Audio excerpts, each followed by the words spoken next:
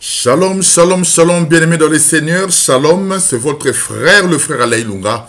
Bien-aimés, nous sommes revenus encore aujourd'hui pour vous parler toujours de la part de l'Éternel.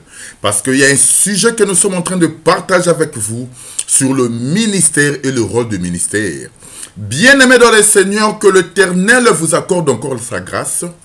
Que l'Éternel vous accorde encore l'intelligence, bien-aimés, pour que vous puissiez comprendre le message que nous sommes en train de donner. Bien-aimés, comme dans toutes nos émissions, nous commençons toujours notre émission par le livre de Ephésiens chapitre 4, à partir du verset 7. Je le lis au nom du Seigneur Jésus-Christ. La Bible nous dit ceci. Mais à chacun de nous, la grâce a été donnée selon la mesure des dons de Christ. C'est pourquoi il est dit, étant monté dans les hauteurs, ils ont amené des captifs. Et il a fait des dons aux hommes. Or, que signifie il est monté, sinon qu'il est aussi descendu dans les régions inférieures de la terre? C'est lui qui est descendu, c'est le même qui est monté au-dessus de tous les cieux, afin de remplir toutes choses. Et il a donné les uns comme apôtres, les autres comme prophètes, les autres comme évangélistes, les autres comme pasteurs et docteurs, pour le perfectionnement des saints, en vue de l'œuvre de ministère et de l'édification du corps de Christ, jusqu'à ce que nous soyons tous parvenus à l'unité de la foi et de la connaissance du Fils de Dieu à l'état homme fait, à la mesure de la stature parfaite de Christ. Ainsi nous ne serons plus des enfants, flottant et emportés à tout vent de doctrine, par la tromperie des hommes, par leur ruse dans le moyen des séductions. Mais en professant la vérité dans l'amour, nous croissions à tous égards en celui qui est le chef, Christ. Nous pouvons nous arrêter là. Bien-aimés dans le Seigneur, comme dans toutes nos émissions, nous avons toujours dit que, bien-aimés, que le ministère c'était d'abord un don. Comme le livre de Ephésiens nous dit, que celui qui était descendu, c'est le même qui était monté. Mais en montant au ciel, il fait don aux hommes, les uns comme apôtres, les autres comme pasteurs, les autres comme prophètes, docteurs. Mais la Bible nous dit que c'est pour le perfectionnement des saints. Mais nous avons toujours dit que le véritable ministre et que le véritable apôtre, le véritable prophète, le véritable docteur, c'est d'abord lui-même le Seigneur Jésus. Bien aimé, que toi et moi, nous ne sommes que des comme. Mais nous avons dit qu'un vrai ministre de Dieu, frère, c'est celui qui ramène la grâce de Dieu. Voilà. Mais nous avons dit qu'un vrai ministre de Dieu, c'est celui qui doit prendre le corps qui est suspendu pour pouvoir le déposer sur la terre, afin que le peuple qui est en bas de la montagne puisse recevoir la vie. Mais vous allez remarquer une chose avec Moïse. Mais pour former le tabernacle, l'Éternel devait appeler Moïse au-dessus de la montagne. Mais la Bible nous dit que l'Éternel fait voir à Moïse, bien-aimé, le tabernacle céleste. Il dit à Moïse que lorsque tu vas descendre sur la terre, tu dois reproduire ce que tu as vu sur le ciel. Mais c'est là où nous disons ceci, frère. Un ministre de Dieu, c'est celui qui monte bien aimé sur la montagne pour prendre la nourriture que le Père le donne, afin de pouvoir le donner à la terre. Bien aimé, remarquez ce qui s'est fait avec notre bien-aimé Joseph Arimathée. La Bible nous dit que lorsque Jésus était mort, et que le corps de Jésus était resté à la croix donc au soir, Joseph Arimathée va voir Pilate, pour dire à Pilate de pouvoir lui donner la permission de faire descendre le corps de Jésus pour pouvoir l'enterrer. Mais nous disons ceci, que Joseph Arimathée, c'était un bon ministre de l'Éternel, parce qu'il n'a pas voulu que le corps de Jésus puisse rester suspendu sur la croix. C'est-à-dire que le souci de Joseph, c'est de prendre le corps qui était resté sur la croix, afin de le ramener sur la terre, afin que le peuple qui est en bas de la terre puisse bénéficier de cette nourriture. C'est là où nous disons que le corps de Jésus, c'est l'animal qui doit être brûlé sous l'autel. Or, vous allez vous souvenir d'une chose, frère. L'Éternel dit à Moïse ceci, que la nourriture des sacrificateurs doit être l'animal qui est brûlé sur l'autel. Celui que le sacrificateur, frère, Il ne mangeait pas l'animal cru. C'est que la nourriture des sacrificateurs, c'est l'animal qui est brûlé. Or, nous comprenons que l'animal qui est brûlé, c'est ça l'œuvre de la croix, frère. Or, l'œuvre de la croix, bien, mais c'est ce qui te sauve, frère. C'est pour ça l'enseignement que tu écoutes, c'est l'enseignement qui doit tourner ton regard, frère, à pouvoir voir Jésus. C'est-à-dire que si on te prêche, frère, les choses de la terre, comprends que c'est l'animal cru.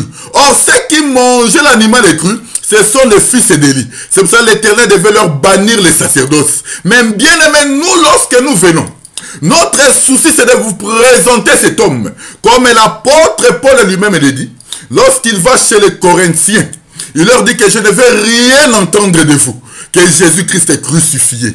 Bien-aimés dans le Seigneur, nous commençons aujourd'hui notre émission par le livre de Matthieu, chapitre 14. Souffrez avec moi, je vais trouver l'écriture. Matthieu, chapitre 14.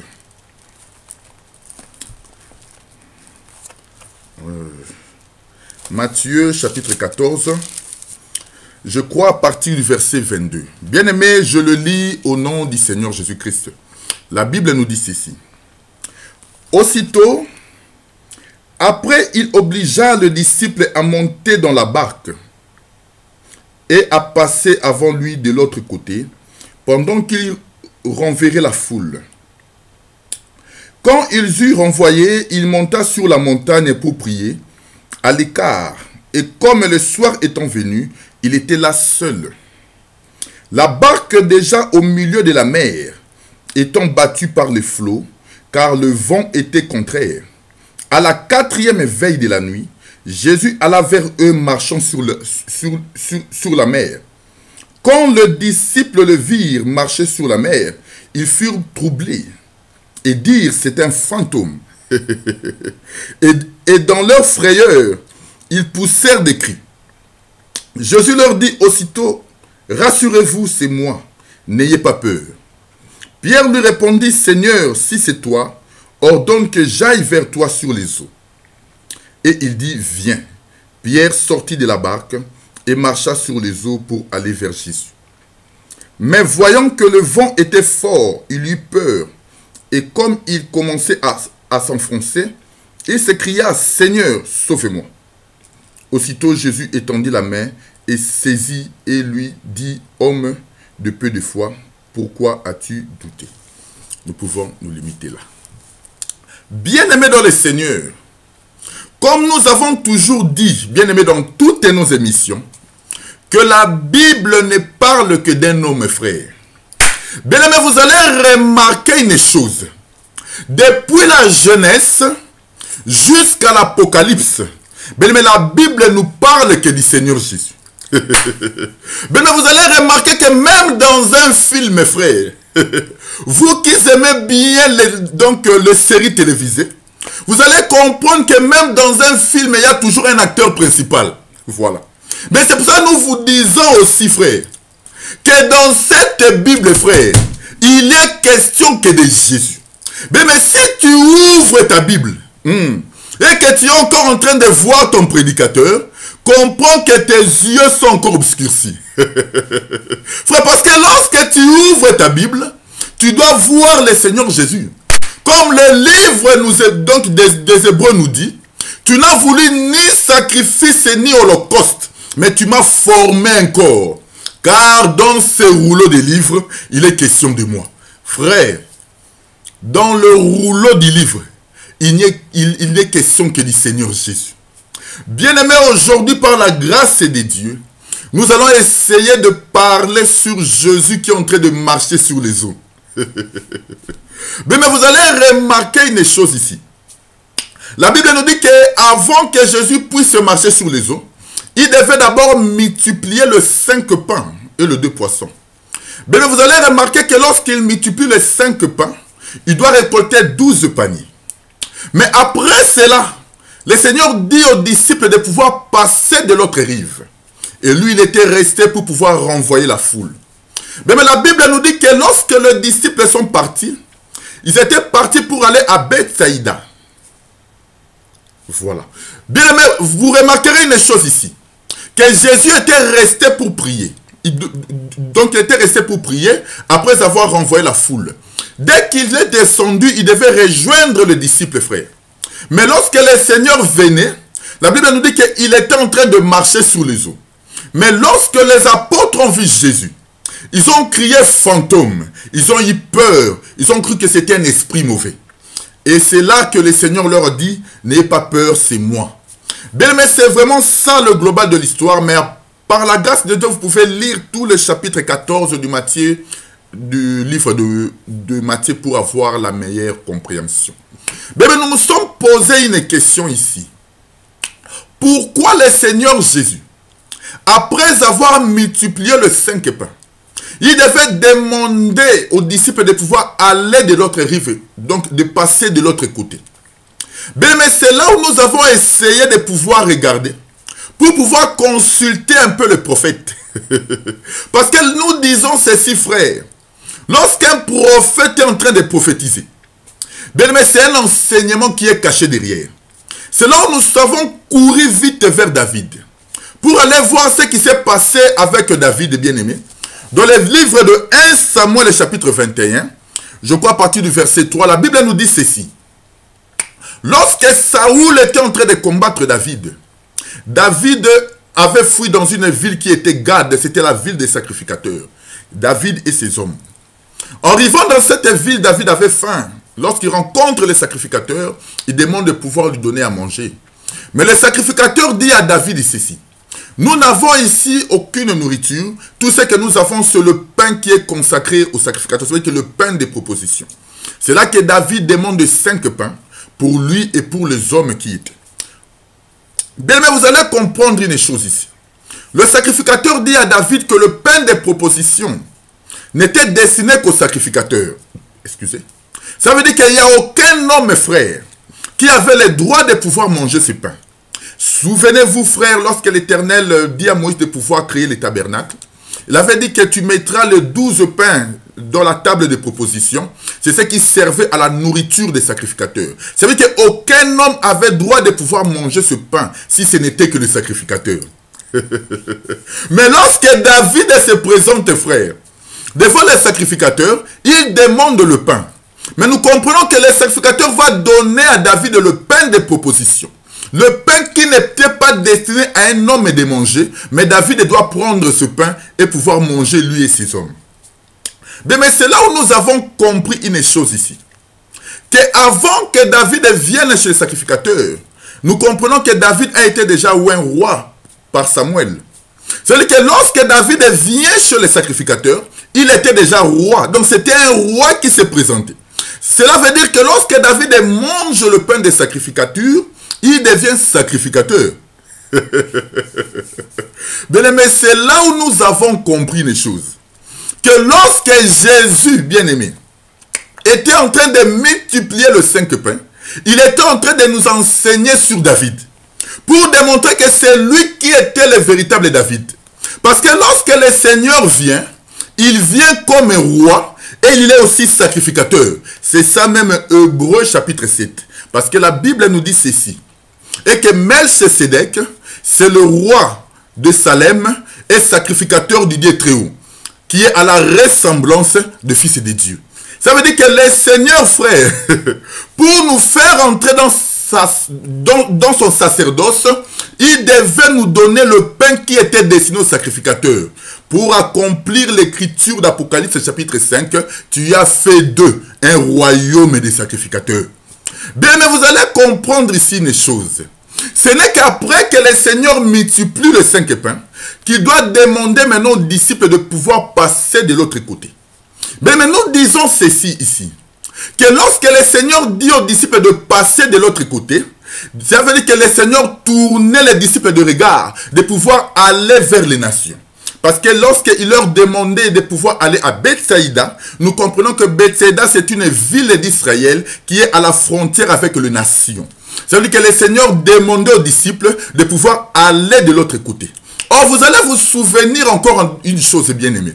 Lorsque le Seigneur multiplie les 5 pains, ils doivent rester 12 paniers. Ça veut dire que le disciple devait ramasser le morceau de pain qui était resté. Mais en ramassant le morceau de pain, ils ont ramassé 12 paniers. C'est là où nous te disons, frère, que les 12 paniers que les disciples avaient ramassés, c'est ceux qui devaient aller de l'autre côté. Qui toque. Remarquez, frère, nous disons ceci. Mais vous allez comprendre encore une chose, frère, que pour que Jésus puisse aller à la rencontre des disciples, il devait d'abord monter pour prier. La Bible nous dit que lorsqu'il monte pour prier, ce n'est que lorsqu'il descend. C'est là qu'il doit se rendre vers le disciple était. Mais remarquez, frère, les disciples, la Bible nous dit qu'ils étaient dans la barque. Mais la barque était frappée par le flot de la tempête. Bien, mais c'est là où lorsque Jésus était en train de marcher pour venir vers eux, c'est là lorsque Pierre regarde. Et les autres disciples, ils étaient en train de voir un fantôme qui était venu. C'est là où les disciples ont crié fantôme. Mais le Seigneur leur dit non, ce n'est pas un fantôme, c'est moi. Bien aimé, c'est là où nous avons compris une chose. Que lorsque Pierre crie fantôme, or nous comprenons que les fantômes sont des mauvais esprits. En d'autres termes ici, Pierre était en train de nous renseigner pour nous montrer que lorsqu'il regardait Jésus venir, il voyait un esprit, mais qui était en train de marcher sur les eaux. Bien-aimés dans le Seigneur, c'est pour cela que nous disons que les Écritures ne parlent que du Seigneur Jésus. Bien-aimé, si tu vois encore ton prophète lorsque tu ouvres les Écritures, comprends que tes yeux, frère, t'as un problème. Mais remarquez, frère, lorsque les disciples étaient sur la barque, ils voient Jésus venir, ils ont vu un fantôme venir, parce que Jésus était en train de marcher sur les eaux. Pierre crie fantôme.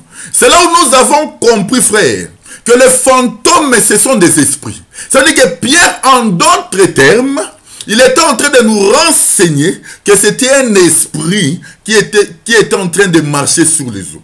Mais lorsque nous regardons ces choses, c'est là où nous comprenons que Jésus qui est en train de marcher sur les eaux, il est en train de nous renseigner sur la Genèse. Bien-aimés, prenons l'écriture dans le livre de Genèse, chapitre 1. La Bible nous dit ceci. Au commencement, Dieu créa le ciel et la terre. Pardon. Au commencement, Dieu créa le ciel et la terre. La terre était informe et vide.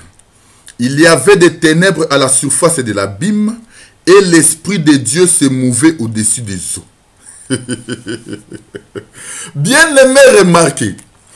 La Bible nous dit ceci dans le livre de Genèse. Qu'au commencement, Dieu créa le ciel et la terre. Et la terre était informe et vide. Et que l'Esprit de Dieu se mouvait au-dessus des eaux. Bien, mais c'est là où vous allez comprendre une chose. Que Jésus qui est en train de marcher sur les eaux. Pierre nous a donné la réponse. Voilà. Pour que nous puissions comprendre que c'était l'Esprit qui était en train de marcher sur les eaux. Or, vous allez comprendre ici, lorsque Jésus marche sur les eaux, il est en train de nous renseigner, frère. C'était lui le Dieu créateur, voilà. C'était lui Elohim, mes frères. Bien-aimé, toi qui ne crois pas que Jésus est Dieu, voilà la preuve que nous t'apportons. Que Jésus, c'est le Dieu du commencement. C'est lui qui a créé les cieux et la terre. C'est notre Seigneur Jésus.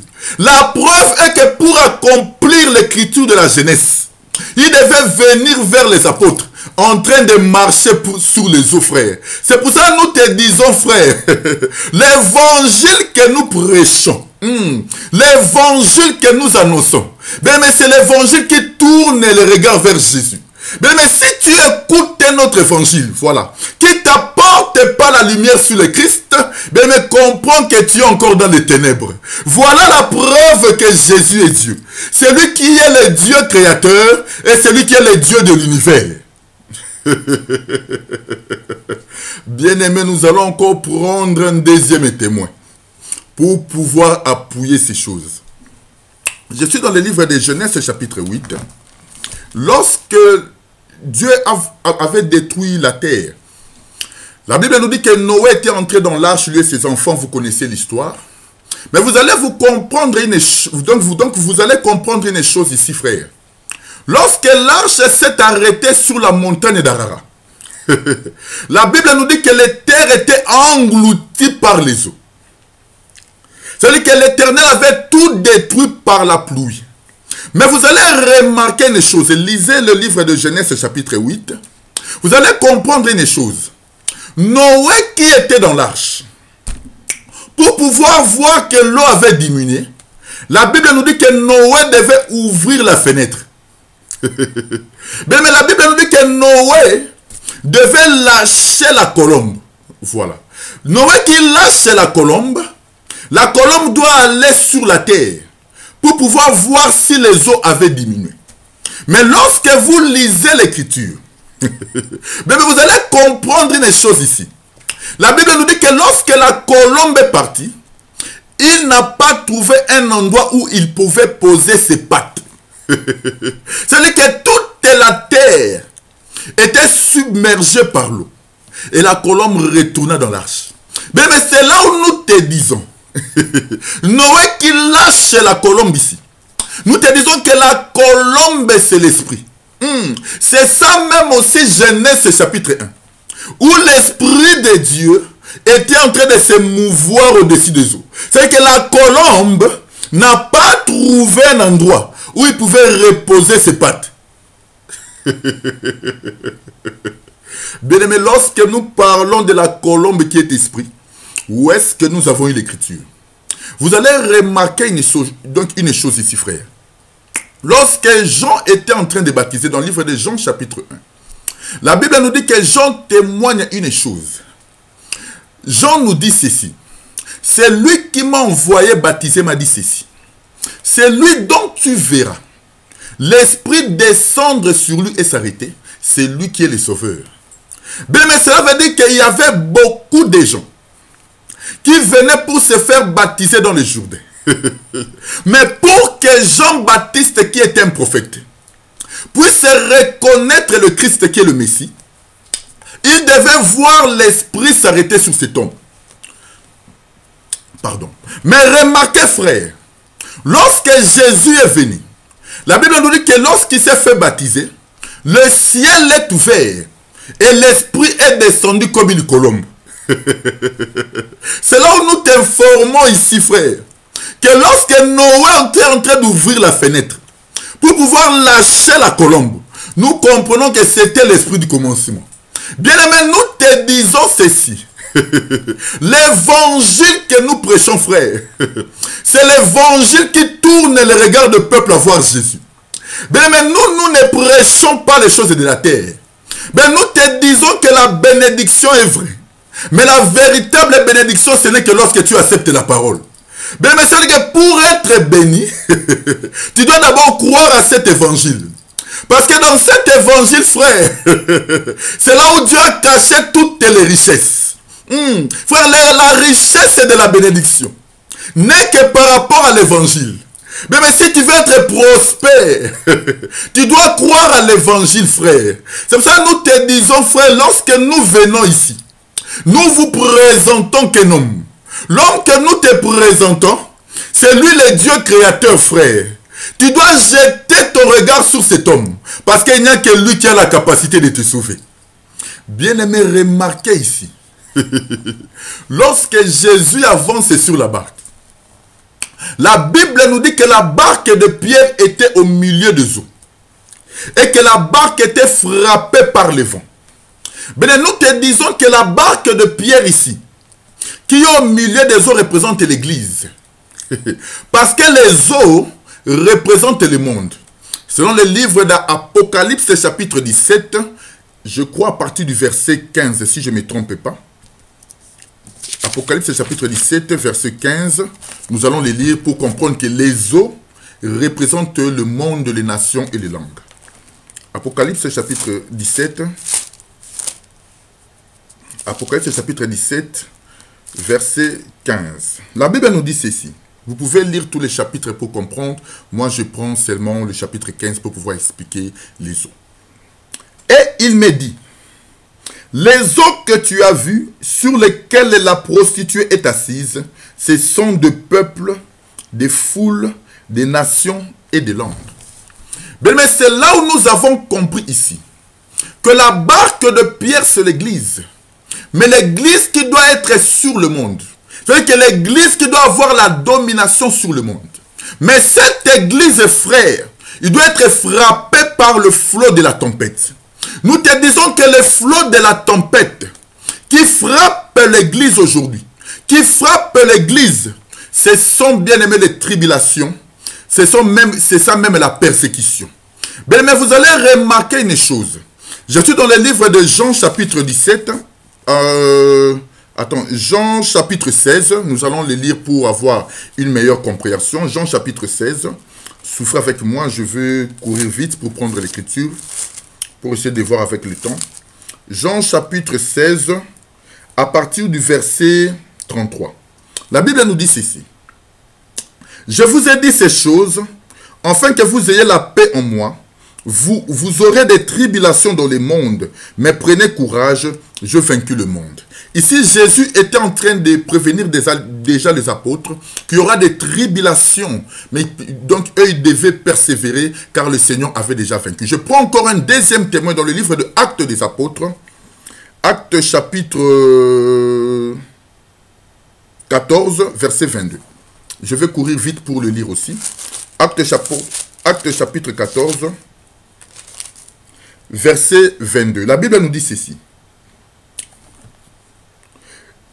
Je peux commencer peut-être au verset 21 pour la meilleure compréhension. Quand ils eurent évangélisé cette ville et fait un certain nombre de disciples, ils retournèrent à Lystre, à Icône et à l'Antioche, fortifiant l'esprit des disciples, les exhortant à persévérer dans la foi et disons que c'est par beaucoup de tribulations qu'il nous faut entrer dans le royaume des dieux. Bien, mais vous allez comprendre ici, lorsque Paul allait pour évangéliser, lorsque les apôtres sont revenus, il leur exhortait pour leur dire c'est par beaucoup de tribulations qu'il nous faut pour pouvoir rentrer dans le royaume des cieux. C'est là où nous te disons que le vent qui est en train de frapper la barque, c'est ça des tribulations. Vous allez vous souvenir, bien aimé, que l'église de Jésus a été persécutée. Bien aimé, vous allez remarquer même que Étienne, dans Actes chapitre 8, il a été lapidé, bien aimé. Donc on était en train de détruire l'église, persécuter les chrétiens. C'est ça la persécution que le Seigneur nous donne. Bien aimé, je te dis aussi aujourd'hui, toi qui as cru au Seigneur, comprends que tu as aussi la persécution. Même lorsque les gens t'aiment plus parce que tu as accepté la parole. Même lorsque les gens t'abandonnent, frère. Comprends que c'est ça aussi la persécution. Mais remarquez ici, je te dis. Lorsque la barque était frappée par la tempête, Jésus était en train de marcher pour venir. C'est là où nous disons que Pierre doit crier fantôme pour nous démontrer que le Seigneur, c'était l'esprit du commencement. Mais je te dis une chose aujourd'hui. Nous qui sommes l'église, frères, mais il y a toujours la persécution. Mais je te dis que l'église ici, la barque ici, peut aussi représenter ta vie. Pour te démontrer ici que dans ta vie, frère, il y aura aussi des tempêtes. Mais toi, le problème, ce n'est que de garder la foi, frère. Parce qu'il y aura des problèmes qui doivent arriver. Tu peux être malade, frère, c'est ça aussi la tempête. Tu peux avoir des soucis, c'est ça aussi la tempête, frère. La tempête qui est en train de frapper ta vie. Bien aimé, c'est pour ça que nous te disons, garde la foi. Garde l'évangile, l'Éternel est là pour pouvoir te secourir. Bien aimé, mais vous allez remarquer une chose ici. Lorsque Pierre doit quitter la barque pour aller rencontrer Jésus, ben nous te disons que Pierre représente aussi l'église. Mais l'église qui a la domination sur les eaux. C'est pour cela que lorsque Jésus venait, Il montrait que c'était lui le Dieu créateur, qui avait la domination sur toute la terre. Aucune puissance ne pouvait le résister. Mais le Seigneur nous a donné, nous aussi, le pouvoir, de pouvoir marcher sous les scorpions, de marcher sous donc le serpent et contre tous les esprits, frères. C'est-à-dire que l'église de Dieu sur la terre a la domination sur tout, frère. C'est pour ça que je t'exhorte, frère, de pouvoir marcher selon le Seigneur, de pouvoir marcher selon la grâce. Parce qu'un enfant de Dieu, c'est celui qui garde l'évangile.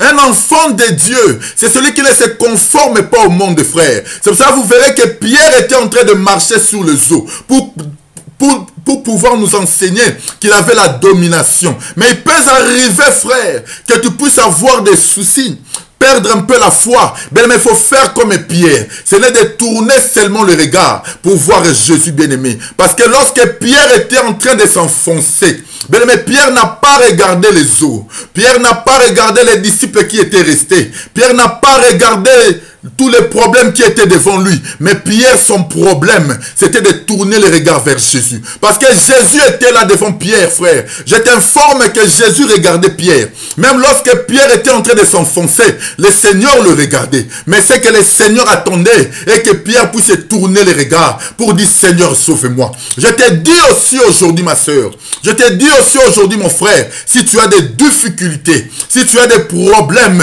crie vers Jésus. Bien, aucun homme sur la terre ne peut te donner la solution. C'est-à-dire que celui qui peut te donner la solution, c'est Jésus. Bien-aimé, étends ta main, dis que Seigneur, sauve-moi. Je te dis que le Seigneur viendra et il trouvera solution à tes problèmes. Oui, bien-aimé, comme aussi dans le désert, vous allez remarquer une chose qui s'est passée. Lorsque les serpents brûlants étaient en train de mordre tout le peuple d'Israël, l'Éternel dit à Moïse de lever un serpent de rein. Mais remarquez ce que l'Éternel a dit à Moïse.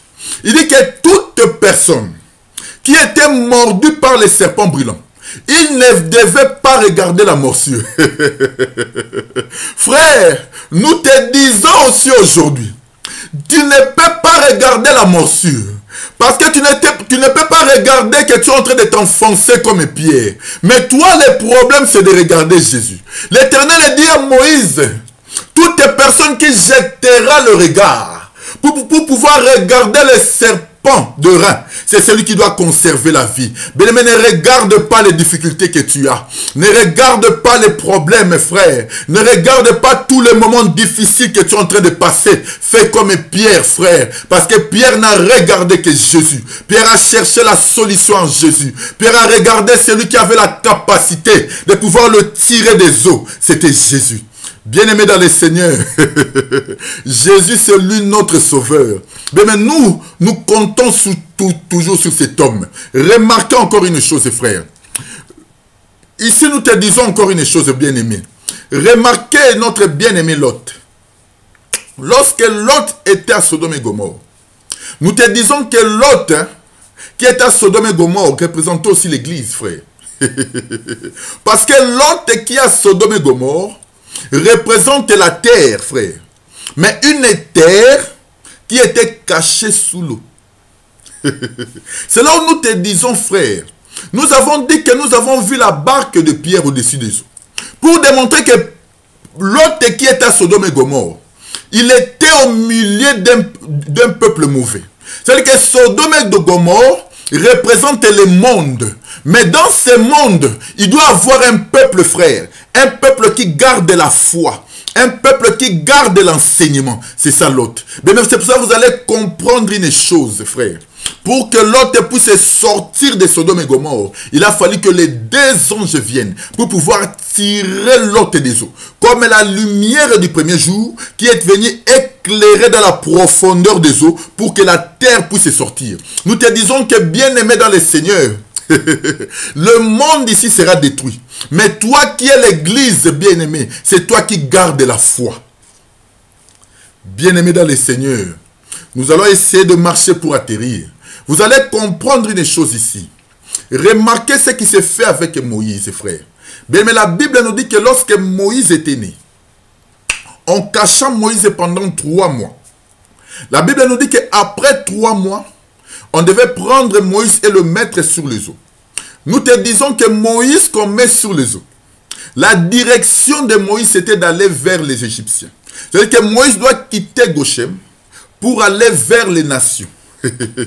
Parce que c'est la fille de Pharaon qui a pris Moïse. Or, le nom de Moïse, c'est tiré des eaux. Bien, mais nous te disons ceci, que c'est ça la grâce, frère. Moïse qui est gardé 3 mois dans la maison. Nous te disons que c'est ça le ministère de Christ en Israël. C'est-à-dire qu'après les 3 ans, le Seigneur doit quitter Israël pour se rendre vers les nations. Vous allez comprendre que Moïse qui est dans la maison de Pharaon, c'est ça la grâce que nous avons aujourd'hui. Frère, c'est pour ça que nous te disons, toi qui me suis, profite de cette grâce, frère. Parce que c'est là où nous avons dit ces choses. Que lorsque le Seigneur multiplie les 5 pains, il doit quitter Israël pour se rendre vers les nations. Bien aimé, aujourd'hui, frère, nous avons les 12 paniers de pain. C'est cela que nous bénéficions aujourd'hui. C'est la nourriture que nous mangeons. Bien aimé, la grâce est encore aujourd'hui à l'église. Bien aimé, sache que un jour la grâce va retourner aussi en Israël. C'est-à-dire que Moïse, lorsqu'il doit finir sa mission en Égypte, il doit retourner à Goshen pour aller libérer son peuple. C'est ça aussi, la grâce qui doit retourner en Israël, en fait que Israël bénéficie aussi de la même grâce que nous avons. Bien aimé, c'est pour cela, toi qui me suis, attache-toi au Seigneur Jésus. Bien aimé, l'évangile consiste à élever Jésus. C'est pour ça que nous avons dit que Jésus, c'est ça notre nourriture. C'est ça la nourriture des sacrificateurs. L'animal qui est brûlé par l'autel. Bien aimé dans le Seigneur, nous vous avons confirmé ces choses pour vous dire que notre Seigneur Jésus, c'est le Dieu véritable. Toi qui ne crois pas que Jésus est Dieu, nous t'avons donné déjà l'information. Et nous t'avons donné la preuve. C'est ça l'esprit de commencement. Bien-aimés dans le Seigneur, que le Seigneur vous accorde la grâce. Bien-aimés, c'est ça le message que le Seigneur nous avait donné pour pouvoir vous donner. Que le Seigneur vous accorde encore l'intelligence. Bien-aimés, si le Seigneur nous prête encore vie, nous reviendrons pour pouvoir vous parler toujours sur le rôle du ministère. Père de gloire, nous abandonnons ce peuple entre tes mains. Le Dieu grand et redoutable, c'est toi, Seigneur. Yahweh, donne-leur la nourriture au temps convenable, Seigneur, afin que ce peuple t'honore, Yahweh, et te glorifie. Seigneur, nous les abandonnons entre tes mains par le nom puissant de notre Seigneur Jésus-Christ. Nous avons ainsi prié. Amen. Bien-aimés, à la prochaine. Merci.